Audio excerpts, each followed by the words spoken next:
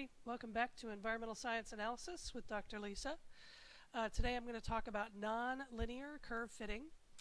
We've done that before. We used Excel to do nonlinear curve fitting using the solver feature. But here I'm going to show you how to do basically the same thing with R. So we're going to do some nonlinear curve fits, a couple of different equations, and we're going to compare some model fits, get some goodness of fit statistics, and try to decide which is the best model. So the library I'm going to use for this is called Mosaic. One of the wonderful things about R is that there's a gazillion libraries, and many of them do the same things. So there are other libraries that will do nonlinear curve fitting, but I'm going to use Mosaic. And the main thing I'm going to be using here is this NLS function, which is fitting a nonlinear function to your data. So the first thing I'm going to do is read in my data. I'm going to read it into a data frame that I'm going to call isotherm. Boom, there it is. I could attach it so that every time I refer to something, I'm going to be referring to isotherm. And I could also plot this data. So here's the plot of the data. Here's the concentration that is sorbed, and here's the concentration that is in the aqueous phase. So this is the sorption of phenanthrene to soil. And it's not exactly linear, right? So I could apply a linear model to this data. I'm still going to use the NLS function here, but notice here's the equation that I'm fitting to. CS, and then the tilde is basically an equal sign, times some slope A times the concentration CW plus an intercept B. So it's a linear function even though I'm using the NLS command. And I'm going to call that iso.lm, so isotherm.linear model. So let's run that bad boy. So that runs. And notice that it says down here, no starting values were specified for some parameters. So it's initializing A and B to be equal to 1. So this is an important feature of this NLS model. It works best if you give it some starting point. In this case, it's a pretty easy model for it to solve, and guessing an initial value of 1 works out okay. And you can still get a reasonable model solution, and we know that because if I go here, I can print out the coefficients, and here they are. That's my slope and my intercept. And if I wanted to, I could plot that. I'm going to add that line to the plot, and you can see that's the linear model fit through the data, and you can see that there's curvature here, so this is not a particularly good fit. One of the goodness of fit statistics we might use is AIC. I'm going to mispronounce this, but it's the Keiki information criterion. So if I turn that on, if I get the value for that, it's about 180, 179. Now, by itself, doesn't really mean anything, but compared with other models, you generally want to look for the model that has the lowest AIC. Okay, so we've already seen that a linear model doesn't fit our data very well. And now I have to bore you with 30 seconds of theory here. And so here's some sweeping in theory. Okay, so we have basically two types of sorption isotherms, both named after dead white guys, Freundlich and Langmuir.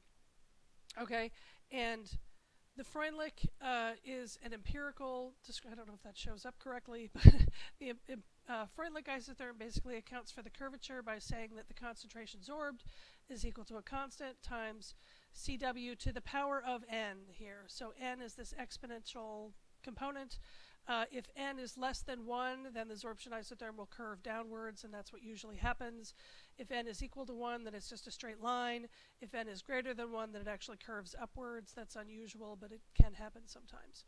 So this is the equation for the Freundlich isotherm, and we can also linearize it by taking the log of both sides, in which case log of CS is our y variable, log of CW is our x, the slope is this exponential factor n, and the intercept is the log of kf. And then the other main model that we use to fit sorption isotherms is Langmuir. I remember it because this is sort of shaped like an L.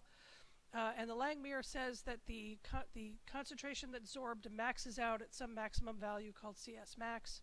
So the concentration sorbed is CW times this constant KL, the Langmuir constant, times CS max divided by 1 plus KL times CW.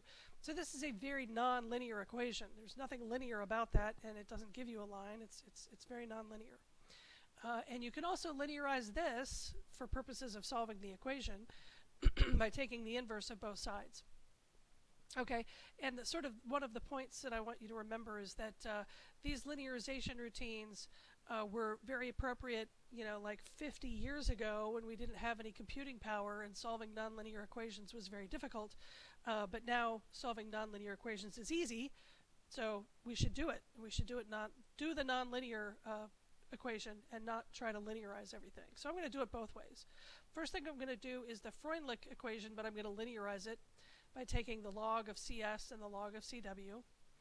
And then here's my slope term, which is actually going to be n. I'm calling it d here because later on I'm going to use n for the real Freundlich.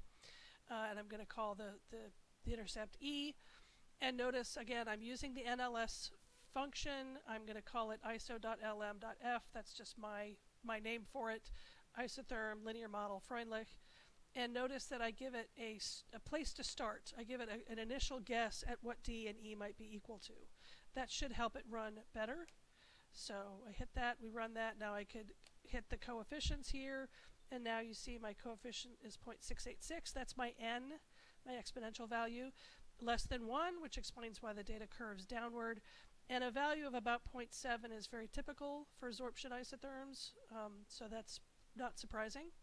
If I want my confidence intervals on those coefficients, I can just do conf int.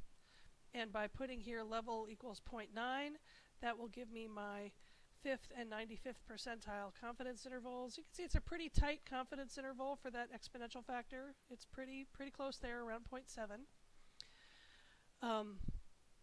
And let's say that I would like to maybe plot this. So again, here's my data by itself. And then if I add the line to it, try that one more time. There's the line. Okay, so now we have a much better fit. The line is going through the points much better. The curvature is accounted for. All is well. So that was the linearized version of the Freundlich. Now I could do an actual Freundlich without linearizing it. I'm going to call this iso.f. And again, nonlinear model. The data, if you didn't attach your data frame, you need to do that here. Data equals isotherm. CS is equal to kf times cw to the n power. There's my equation. And I give it some reasonable starting values. I kind of know what these should be from prior experience. So I can run that model, print out my coefficients. Now notice that my n is now 0.699, whereas up here it was 0.686. So I get a different value. I get a different number for n depending on whether I linearize or I don't linearize. And it's because taking the log of the data points is effectively weighting them. Some are weighted more heavily than others. And that's the main reason why you don't want to do that linearization. You want to have the data points to have their equal weight, and you can achieve that by doing a nonlinear fit. So there's my my coefficients. I can also print out their confidence intervals. Here we go. I could plot the data and then add to that plot using this lines function. I'm going to add to the plot. This is my x, and the y is the predicted value from my iso.f model. And you can see again, it's fitting the data pretty well. Notice up here when I plotted the line for the linearization, I had to do the x is CW, but the y is now 10 to the, oops, sorry, moving stuff around, 10 to the value of the predict iso.lm.f to get that to come out correctly. But here we're directly predicting CS. That's our model. We're directly predicting CS. Up here, we were predicting the log of CS, right? So to plot this correctly, we had to plot it CW versus 10 to the value of the predict from the iso.lm.f model. Okay, and then here's the Langmuir. Here's the linearized portion of the Langmuir. Notice that here's our y. Our y doesn't have to be just one variable. It can, in this case, it's a function. It's 1 over s. Is equal to, again, just some slope term times CW, or excuse me, divided by CW, plus, and then I'm going to call this variable inverse CS max because it's going to give us the inverse of CS max. And again, I have to give it some sort of starting values here, so I've done that here. Some starting points, run that model. Here's the coefficients. They don't really mean much to us yet, but I could print out their confidence intervals if I want to. And I can also print 1 over those coefficients here because that's a little bit more useful. So here's your CS max right here. So this is the maximum concentration at which that isotherm levels off. And if we go look at our data, here's our data, the maximum at which it levels off is not anywhere in here. So this model is telling us it's maxing out at about 166,000, which is just a little bit above this 6th data point. But the isotherm keeps going. So this particular approach of using the linearized Langmuir is doing a really, really crappy job of fitting the data. And I can prove that to you by going here and plotting it. So here's a plot of 1 over CW and the predicted 1 over CW from the model. And that looks great. That's very linear. But notice one data point out here, a bunch of data points jumbled down here. This data point is really controlling what's going on. And remember, this is 1 over CW. So when I take the inverse of this, this data point is going to go over here, and these 3 data points are going to come over here. So let's plot the actual data again. There's the data. And here's the prediction based on the linearized Langmuir, and it sucks. And the reason is that if we were doing this for real, we should have driven our experiment out to much higher concentrations to really figure out where this levels off. So this is just the cautionary tale of why linearization is a bad idea, and you should do a nonlinear curve fit. So here's the Langmuir fit without linearizing it, just actually doing the Langmuir fit. Okay. Again, we're using this NLS function. I'm just going to call it iso.l for isotherm.Langmuir. Here's where our data comes from. Now we're predicting CS, and here's the full equation for the Langmuir isotherm, KL, and I'm using the term G for CS maximum. And again, we give it a starting place to start with the model. If your model crashes, you might want to adjust those numbers. So that runs the data, and then here's our coefficients. Okay, we get our confidence intervals again if we want. Let's plot the data again. There's the plot of the data, and here's the Langmuir. And you can see now the Langmuir fits much better. Without linearizing the data, we can now get a reasonable fit even using the Langmuir equation. So let's put it all together on one big plot. I'm just going to run this. So this shows you the 4 different models that we fit, and we can even put a legend on here. I don't know why the legend is not appearing. Why is the legend not appearing? I don't know. It's a mystery. Yeah, why is the legend not appearing? Unexpected symbol. This is the great thing about R, right? Legend equals C, linearized Langmuir, fill. Oh. Yep, I don't know what our unexpected symbol is. My code worked fine the last time I tried this. It's a joy.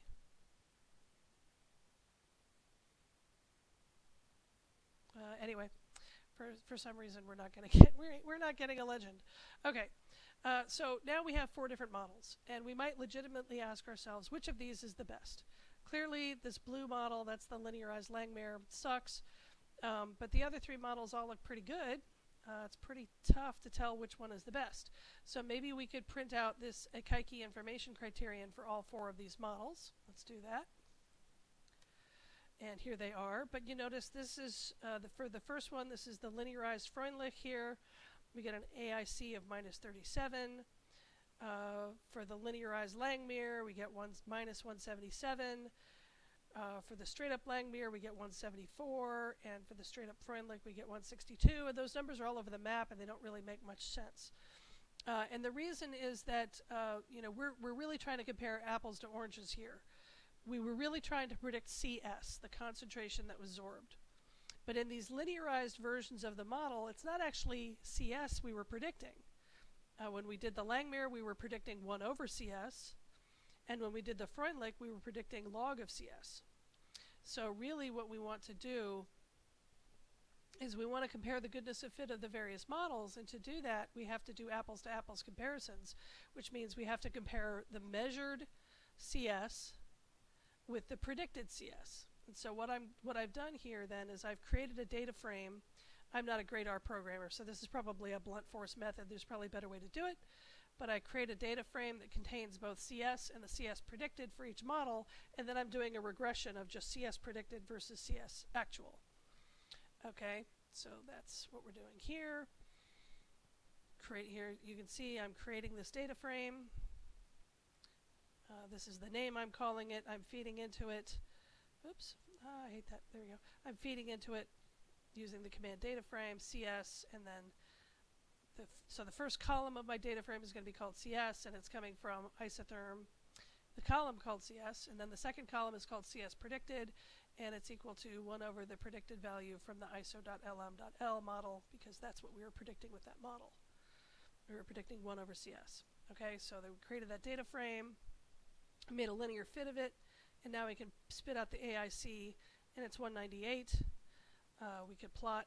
So here's the predictions from the model, and here is the measured values. And you can see here's our one-to-one line, and it's pretty bad, right? So this is going back to what we had seen before. If we go back to one of our previous plots, that's just showing how bad this fit is. Okay, that's what that's doing. Now we can do it for all of the other versions.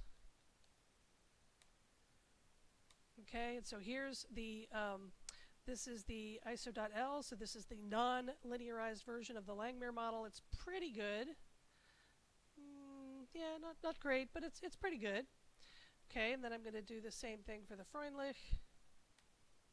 Again, there's the Freundlich data points, the predicted CS versus the actual CS here. And I can add a one-to-one line, and you can see it's better.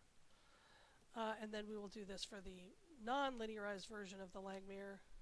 There's the data points, and there's the line. So we can look at these visually and ask ourselves, you know, what's the best model? But we want to do this more rigorously, so we could spit out the AIC of each of these models. Here's your AIC. Okay, so when we use the linearized version of the Langmuir, we get a, what did we do wrong here? Those are a little bit out of order. The first one here should be the linearized version of the Langmuir, 198. That's not very good. And then here's the linearized version of the, let's see, this is the Langmuir not linearized. So here's the linearized version of the Langmuir. It's got a high AIC. Here's the not linearized version of the Langmuir. It's much better, 170. So, you know, again, we don't know what the correct, quote-unquote, correct value of AIC is, but we know the lower the AIC, the better. And here it has dropped quite a bit, dropped by 28. So that's a big drop.